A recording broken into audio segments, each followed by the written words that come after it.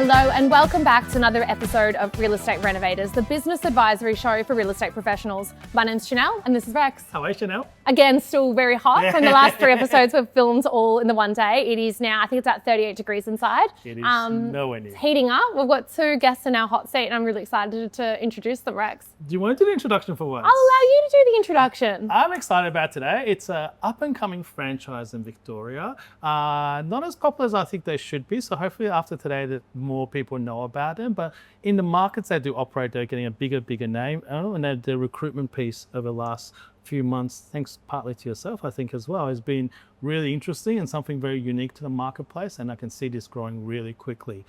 Would you like to introduce them? Absolutely. It's my honour to introduce Liam Carrington and Danny Hand. Welcome. From VICPROP. From VICPROP, I should add. VICPROP. Yes. Thank you for having us. Thanks for having us. How are you guys? Yeah, good. Fantastic. Danny, let's start with you. You started VICPROP. Tell us about your past. My past was quite simple. I didn't really do Nothing in your life. Yeah, I was going to say, Danny, don't be humble now. Come on. He's playing the humble card. Yeah. He gets driven around in a Rolls Royce by a driver. Maybach. Sorry. So I immigrated to Australia with my family, mum and dad, when I was 6 years old. Went to Doncaster Secondary College, graduated from Baldwin High. Didn't really particularly do well at school. I think school wasn't really, right for me. So I started working in real estate quite early, at the age of maybe 19, in the northern suburbs. So that's Northern suburbs? Yeah, East and you went to the north? Yeah, so I grew up in the east. I tried looking for a job in the east, but I think at the age at the time, I was quite too young for that market. So yeah, I found an opportunity in the northern suburbs and got my first job. Also the Andrew Mitsu, whose wedding I had on the weekend. I know it was. Did quite well there. Yeah, so I started off at Ray White, and yeah, I was there for about, I was in the northern suburbs for about 6 years. Then I went to a corporate company to learn how to do developments and projects. I came back to Australia in 2013 and founded VICPROP with me and my business partner at the time. And we're 12 years in and we are looking for more growth. What was the concept behind VICPROP though, Danny? When you decided I'm going to start this office, did you sort of go, I wanted to start it like a Ray White or a Harcourt's or a Barry Plan, or did you have a different concept in mind? We started off as a project marketing agency. We didn't start off in residential or property management because the previous company where I was working at was heavily specialized in developments and project marketing. So VICPROP started off as a off-the-plan sales business. We only really entered the residential world about a year afterwards because some of the developments started to settle and a lot of the buyers that have bought into the property want us to represent them in their transaction to sell. And the sale later then turned into property management organically. And so we opened up residential, I think in 2014. And was that your office in Camberwell, Burke Road? Was that your first? That was in CBD. And Okay. the second resi office was in Kew, Yep. which is now Baldwin. Okay. Yep. And the black flag with VICPROP, there's some meaning behind it, Danny. Can you elaborate on that? Yeah. I think, look, obviously our color coordination is black and white. I'm also a Collingwood supporter, so. I have too many teeth for that. Yeah. But the black flag, I like the meaning, but it's not a nice meaning during the war. It meant for no quarter, which is take no prisoners during a war. Not a very good meaning, but I take the same mythology in the meaning in business, which means we have to be competitive and we pretty much can't let our guards down because it is an industry with a lot of competition and we sort of just go full steam ahead into a lot of the areas we're going to. So we sort of play that motto. Yeah, that's what it means. Fascinating. And you've gone from, 2 offices. Can you tell us about the growth? How has that gone? Being in the industry, this is my 19th year now, so I have been fortunate in meeting a lot of good operators, good sales managers, good sales directors, and good sales agents overall. And one chat led to another, and I realized there was something in this industry that was missing, which was, it's a lot of the good sales agents that are clearing 1 mil, 1.5 mil. When I actually really talked to them about their numbers and what they're taking home and what they're making, I realized that they're not really making much compared to the amount of time and effort they put into their work. So I think that's where the opportunity first came about. And Liam became one of them. And now I just think we've found something in the market that was never really spoken about. I think with that, it's a misconception, right? Of the harder you work and the more deals you do, the more money you're going to make. But ultimately, it doesn't always work out that way. No, it comes at a cost as well. Exactly. And I want to There's delve only so into much you can do. Yeah. That's Well, individual. Liam, you've obviously opened a VICPROP office, and I Yeah. really want to delve into how this came about. You were previously with a franchise group. Yeah. Obviously, you've met with Danny. What was appealing? What is it about VICPROP that stood out? Because you were a fantastic writer in your office. What was the approach? I was, yeah. I think ultimately I was a part of one of the big three in Melbourne, or one of the big 3 or 4 firms. And I realised very quickly that if you stayed there, the longer you stayed there and the better that you did, you're necessarily just having an opportunity to buy shares in an existing business, which is good because they're profitable off the bat, right? But ultimately, what I realised very quickly is if that you buy those shares and the person that you're buying then steps out of the business, you've bought the shares at a premium, the GCI has left the business, so you're holding this cost. And is there enough young agents coming through to replace that? And ultimately, I didn't see it as the right decision for me. So I sat down with Danny, and before meeting with Danny, I met with a few brands, and what I identified very quickly in Melbourne is it's such a dense real estate, population of offices, right? With any of the big brands, where do you open? You can't. A lot of the territories are taken. They work on closed territory, so the opportunity is not there. With VICPROP, it was a brand new brand taking it into the north, which provided us, an immense amount of growth and opportunity. And to have Danny supporting you and the business growth and the mindset that Danny mentioned too about the Black Collab, I just think it was an opportunity too good to pass up. Fascinating. What about though the key offerings that VICPROP offer, and in comparison to the other franchise groups, what was it that really stuck out? Because I know it's a unique model. I think with me, the ability to grow your business with the support of Danny, the ability basically for us to sit down, and this is where it's a little bit different actually across a whole level, whether you're just starting, whether you're a senior agent, whether you're an agent that wants partnership and no director responsibilities, or if you're someone who wants to grow your business passively within another business, it's all guided to how you want to do it. So the most important thing that we do from a recruitment point of view is figure out where you want to be in 5 years and map that path there for you. So it's not the old adage of come and work for me, list and sell really hard, and then all of a sudden in 6 years' time, there's nothing changed besides their listing and selling role. So I think that was really important, having the map ruled out for us. And you've got the franchisor as a partner within your office as well. So it's different to a lot of other groups. Yeah. I think with those brands, you're paying a franchise fee back to a business, you're running your own office essentially in isolation, but you're part of a bigger group. Where VICPROP's different is you've got the founder as a partner and shareholder in the business. He's growing it just as much as you, and you've all got the same common goal of growing that business into a marketplace that was untapped. And I think that's the really exciting part. Like, credits to Danny, we were negotiating with a candidate, and Danny after dinner has driven down to a cafe that we were at 10:30, sat down with the candidate 10:30 to 11:30, finished off our dinner, ended the deal and closed the candidate to come over. So what other CEO in any growing organisation is going to be out there on the front line meeting with people and trying to close deals for you as a supporting director? No one. Super, yeah. And what does the future hold for your particular office?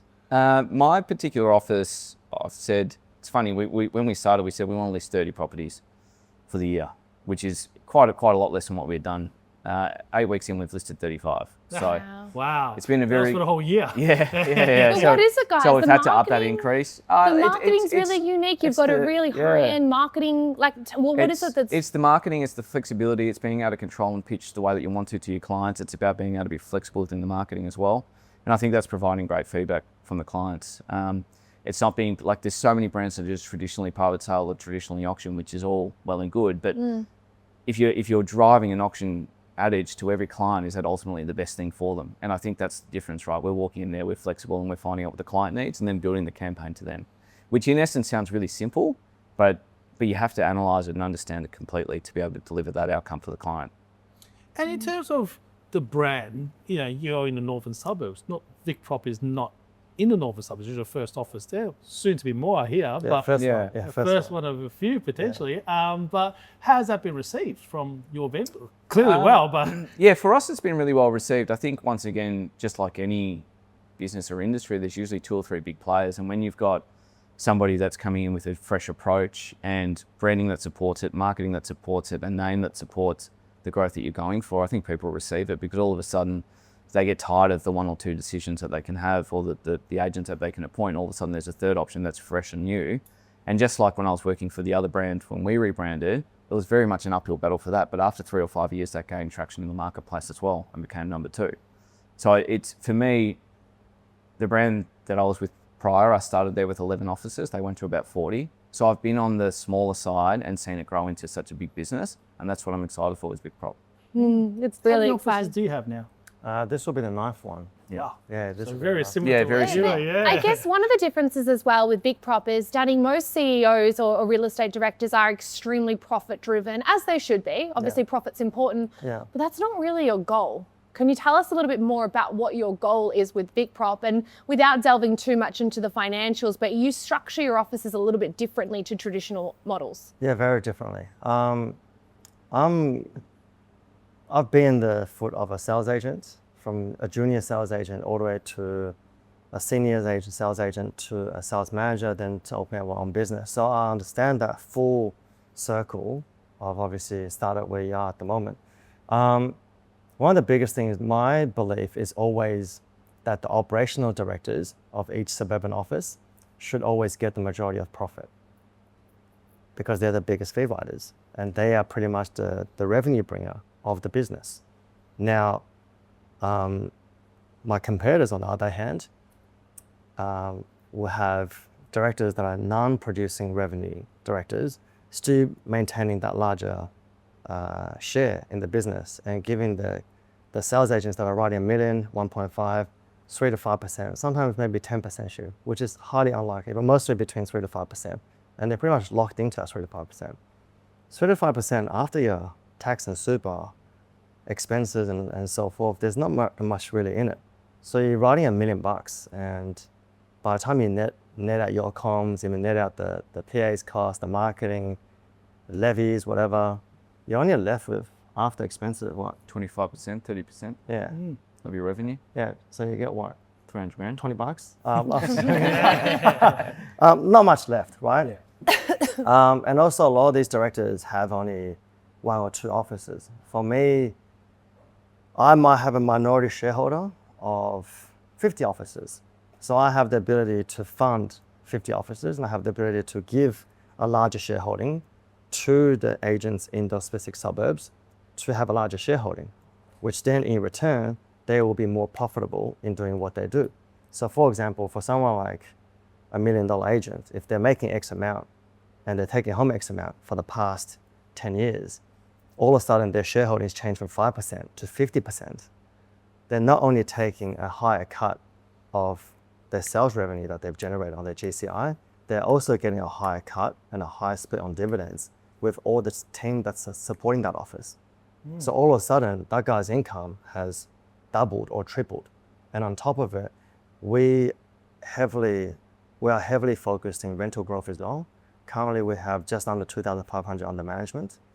We also want to grow the rent roll for each office. So previously, you might have a big fee rider that's only got, it's got 3%. Not really motivated to grow the rent roll because it doesn't really mean anything. But when you've got a 40%, 30%, or even a 50% shareholding, your mentality changes because there's more money on the table for you. We are in this industry because of, yes, we like the industry, we are passionate about property, but other than that, people are just in this industry for money, and you can't deny it. We are the only industry that's making X amounts without having to go through a full bachelor course and a master's degree. Yeah. So we're very, very fortunate in our industry. So yeah, my motto is the people that is on the front line should get rewarded the most.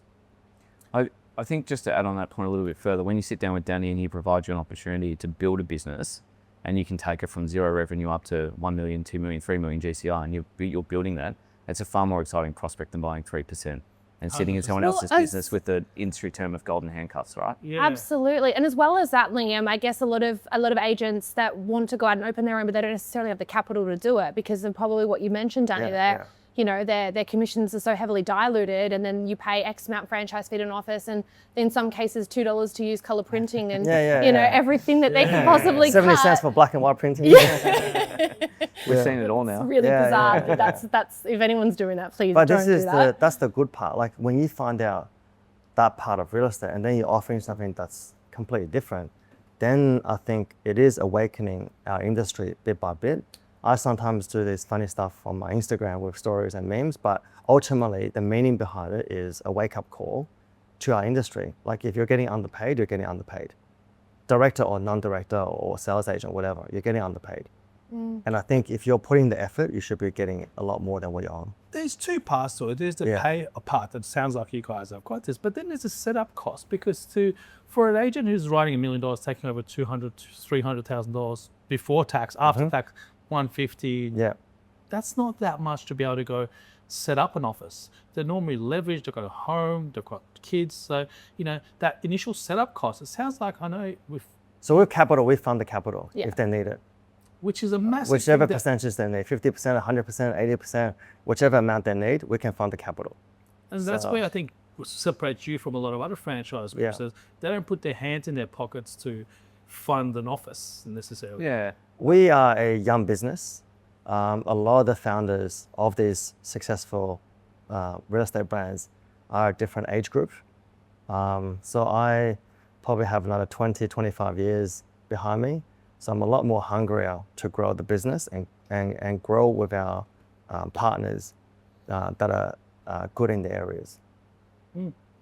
The geographical spread of VICPROP, is there any areas are you thinking all over Melbourne? Is there a particular area you're trying to target? We're pretty much locked in Victoria because it's VICPROP. But anywhere in Victoria. Yeah. So any location. Any so location. if an agent's watching this and they're southeast, west, that you're open to. They can be at the border. They can be at the border of New South Wales and Victoria. And as long as they write good figures and they have obviously a good conscience in I think the other part where we look for our candidates is also they just need to have a good ethics and morals for this business. Like they need to understand our core values in the business, which is to look after the staff, look after every member in the business. That's actually one of our core beliefs in the system also. Yeah, they need to have the right alignment with us to open up an office. It's not just, I'm running big figures, but I'm a terrible leader, then it's not gonna work. I think it's the person before the deal. Yeah. It should be. Yeah. It should be. In terms of your franchise model, do you give territories away? Is it open territories? How does it work compared to? So our territories are, for example, if there was a Brunswick office and there was a Reservoir office, they can't prospect in each other's suburb. However, if there was a neutral listing in Reservoir and a neutral listing in Brunswick, we would then try to get those agents to work together, but they can still list anywhere. There's So no it's open territories. they're open territory, correct? Except for prospecting. Prospecting, you can't prospect in an area where there's already an office there. Okay. Yeah. Good model. I know that integrity is really important to both of you, and I've had obviously many conversations with you, Danny, about your recruitment piece. And you know, there's some really high-flying agents out there, but they lack that integrity. Potentially, they've done things in the past that are, you know, I guess it shows a sign of character. What kind of business are you two trying to build? So, I mean, what sort of brand presence are you wanting on the market, and what does the ideal person look like for a VICPROP office? Well, I think the industry is quite small. So whether you do good in the industry, you do bad industry, it spreads like wildfire. You know, you automatically find out if someone does something good, and you automatically find out if someone does something bad. So we're obviously, you know, always listening in to what the market has to say, but intuition, you know, they need to be able to absorb the guidance that we give them. They've never become a director before. Like for example, Liam, in all his credit, like every small things that he's learning obviously very quickly, and is also in the right direction. You know, we want to put in the right growth plans for our junior salespeople that's coming on board. You know, the agents that are writing 200 grand, 300 grand, what does that growth plan look like? You know, we have trigger points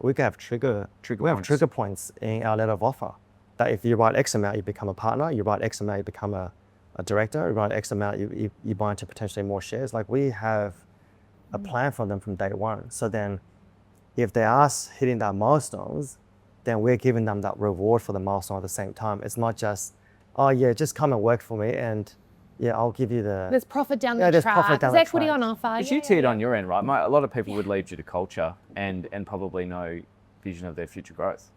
A lot of agents are offered equity in the interview, like, yeah, we'll give you equity. And then they're 5-6 years down the track and they're writing big figures and there's no, you know, they brought up equity. Oh, we'll talk about it next month, next month. You know, what are you working for if it's not equity? Our one's on agreement. Like, it's signed by myself, it's signed by the director, and it's signed by the agent. So, you know. And that's what it was about, creating the deal for the right person, whether it's an office or an individual. It's all laid out for them. So they know if 3 years time I write 400 or 500 grand, this is what happens. Can I, sorry, Rexy, one more question while I've got Liam. Liam, I want to know exactly, so obviously when you met with Danny, you've signed, you're going VICPROP. What were the next steps? Can you talk us through, did you then scout a location with you and Danny looking for, like, I want to know exactly what happened. We moved pretty quickly with it. Basically, Too quick. Yeah. Never too quick. Look at 35 listings. It's good. It's going well. 35 listings in 2 months. For us, it's, I guess, all the basic and boring stuff, like getting your BLA set up, your license associated with it. Then for us, what we're doing is we were, to respect our non-competes with other brands, we were working out of another office. We were then listing and selling outside of that. And then from there, we went hunting for the right location. We probably had a look at 7 or 8 spots and said no to them, and then there was a corner location that we took up. Then from there, we negotiated, and this is where the business partners, right, Danny and Jim, had negotiated the commercial lease. We then got into the lease. We then appointed the builder. We then went through planning and got everything approved. And it's just basically been a whirlwind from there. And then in the background, this is where having multiple people driving towards the same goal is really important, because whilst I'm out there listing, selling, trying to organise some of the trades for the offers, you've got Danny who's then recruiting and organising meetings for people then to come and meet us at Brunswick. And then all of a sudden you've got 2 or 3 people building this business in the background. It's just got so much momentum and so much energy. I think you can probably tell the way that we speak about it. We're excited about it. So it's translating into homes with vendors, it's translating into candidates, and all of a sudden people just want to get on board with it. So from office stage to opening up the office, what was the timeline? For us, it's, well, we're about 2 weeks away from being completed on the office. So we started... 2 months. 2 months? Yeah, we started construction in January. So right now you're just working out of a different location? We're working in and out of the office while it's being completed. Okay. But yeah, it should be finished the next 2 weeks. Very close. Yeah. And how does it go about, because I know a lot of agents that I speak to are nervous about leaving their current office and opening up, say, in the same area with a non-compete. How do you get around that? That's where Rex comes We in. use the best lawyer in town. That's where Rex comes in. So how does an agent then get around that? So you've got, obviously I know there's loopholes, but Rex, agents that are watching this that are nervous about that, what is the general consensus about a non-compete? We're not talking about my stuff, but with any agents, I honestly think what we've done, if you don't mind me talking about it, is we get ahead of it. So we wrote to their previous employer beforehand. So caught them off guard, prevented from making any injunction application to do anything, and they literally did nothing in the end because we preempted what they could say and said we're not doing this, prevents them by going to court. Most people get scared by going to court. On the reverse end, if I act for the employer, I go to court straight away. I start injunctions. It slows people down. So if you, as an employee, get in there really quickly, be proactive about it and attack the employer. As an employer, do the opposite, attack the employer as quickly as possible, set a tone that if someone leaves you, you'll take him to court, everyone gets scared. I think it's really important to seek advice on it and make sure that you're doing it correctly. Yeah. But there's different ways around it, obviously. We're always extra prepared before the person exits. We actually prepare all the work beforehand. So that on the day of the exit, the letters go out, everything goes out. So we're just pre-prepared for it. So we pre-prepare everything before the exit, and we have a strategy. Say, for example, if the non-compete say, oh, you can't work in this kilometers, then we'll put in one of our other offices that's out of that zone, and they could work out of there. You know, I think it was 1 month or 2 months, whatever it is, they just work out that office. So we're following the correct rules. And I think every candidate that will leave, we always tell them to do the right thing. Like, I don't want any shortcuts in business. I highly valued in doing things properly, And ultimately, the industry is small. We don't want to step on anyone's toes unnecessarily. But if we have to, then we're ready. But ultimately, we want to do it properly. I think we're prepared than a lot of other people in terms of having recs engaged, having the letters ready, and going down that process. Like it's already, by the time they're sort of catching wind of what's happening, we're 3 or 4 weeks into the non-compete anyway. Yeah. It's very hard to chase down. And nothing ever happens. No. And how has that recruitment piece been, Liam, since starting? I hear you've got a very fantastic PA Yeah, coming on very, very board, good. another agent that's working with you. Yeah, we're up to, we'll be up to about 5 people in the next 2-3 weeks, which And is that's great. been hands-on with Danny. So how did that grow so rapidly? Was that Danny and yourself just I sort think, of to be honest, And it was a mix of your team as well. So we got put in front of a couple of candidates that we Nathaniel did a great job. Yeah. This is about you guys. Best job. No, so that really helped. And then I think, look, all of it, they go through a 2-stage process, like I think most companies, right? They meet with myself. It's more of a casual chat to see if they're going to fit culture-wise. And then second, if we think they're going to fit, they meet with Danny and Jin, the other shareholders and directors of the business. And it's just for us, it's a big case of vetting the person, making sure it's the right person. We've said no to candidates as well. As you should. Yeah, because we don't just want anyone there. It's really important from the businesses that I've come from to maintain a really good culture and a long-term culture. I don't want that to change. And I want us all, because real estate's hard enough, right? So if we're all working together towards a goal and servicing our clients, instead of trying to cut each other like so many other offices do, it's just going to be better for everyone moving forward. So, but the recruitment piece has been very good. Good. And from your point of view, gone from a big brand to us. Well, when you started a big brand, it wasn't a big brand. No, exactly. You helped it grow to, not helped, but yeah, you did help it grow to a big brand.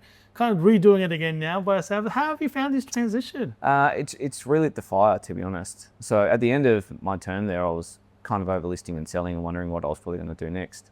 And redoing this and then picking up the business side of it and the growth side of it, plus listing and selling again, it's just like I'm so passionate about it now. And it's just re-engaged that what I want us to do long term.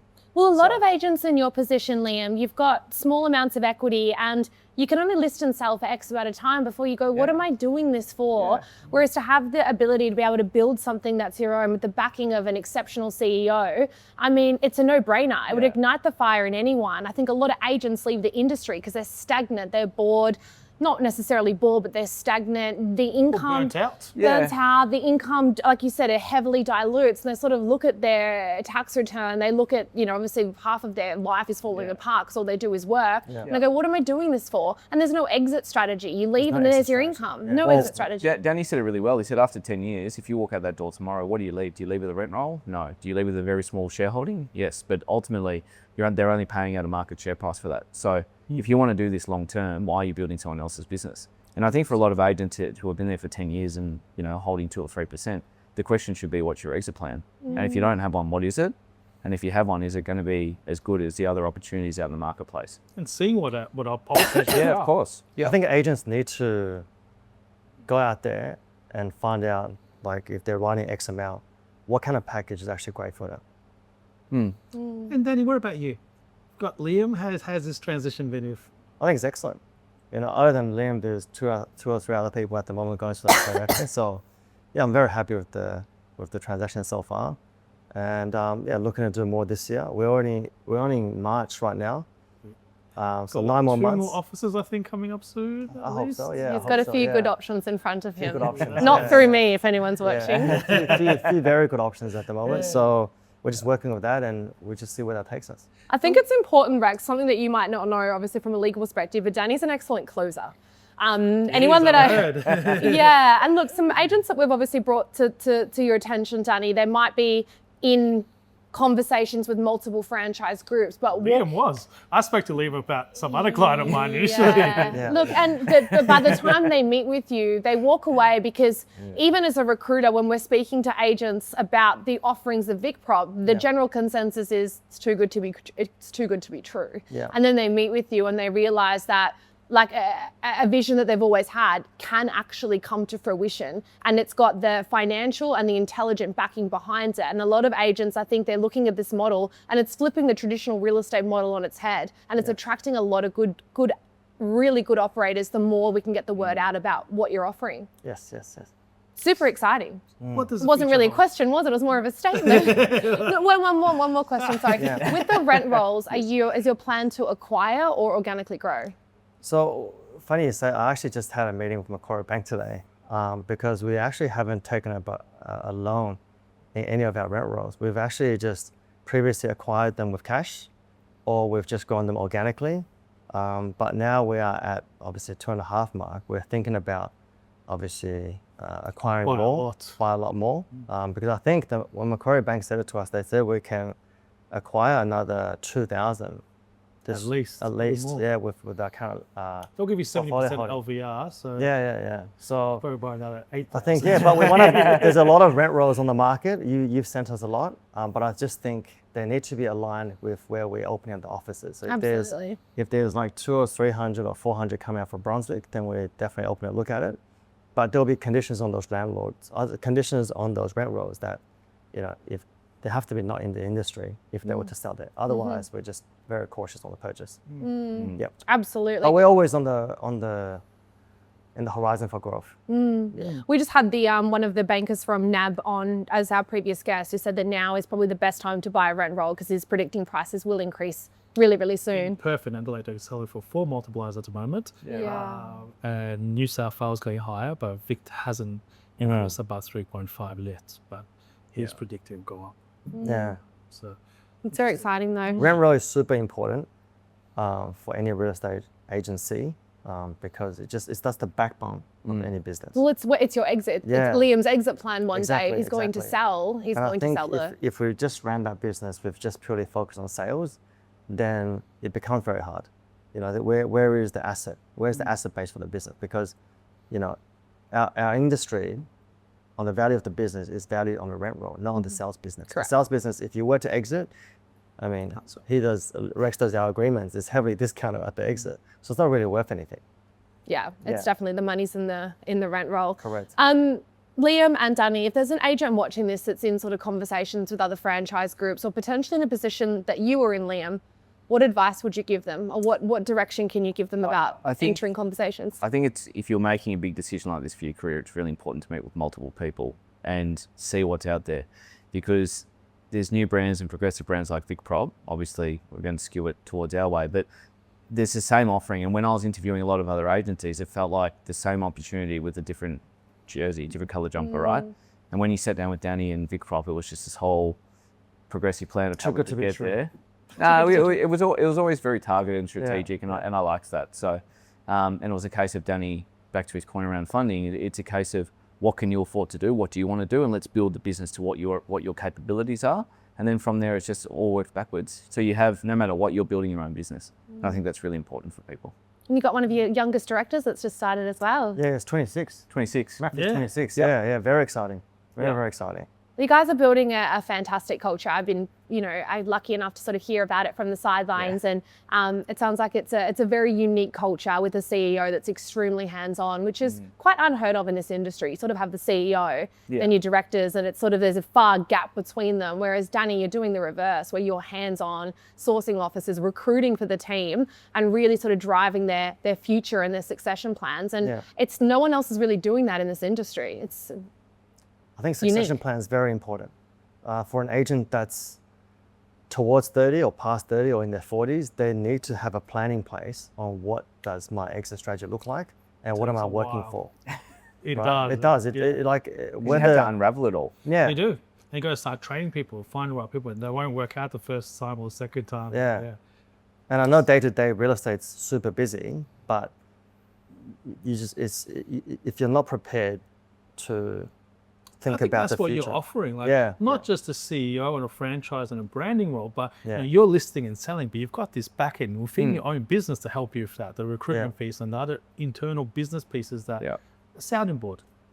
I think the way that the industry is going, it's so big and it's moving so fast. Like, I got asked the other day, would you still have business partners? And I would 100%. I think the role of growing a business is too big. I think you need like-minded people.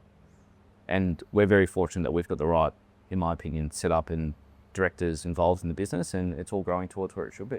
That's what we love to hear.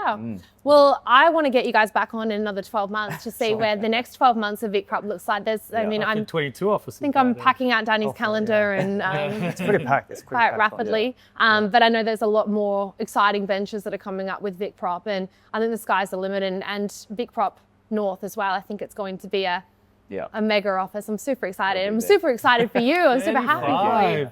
Listings in 2 months. Well done. Yeah, and more to come. That's awesome. Well, we'll get you guys back on another 12 Sure. months. But Thank for you. now, thank you so much Thanks for for being a having part of us. the Thanks for having episode. Really appreciate it. And we'll see you on the next episode of Real Estate Renovators.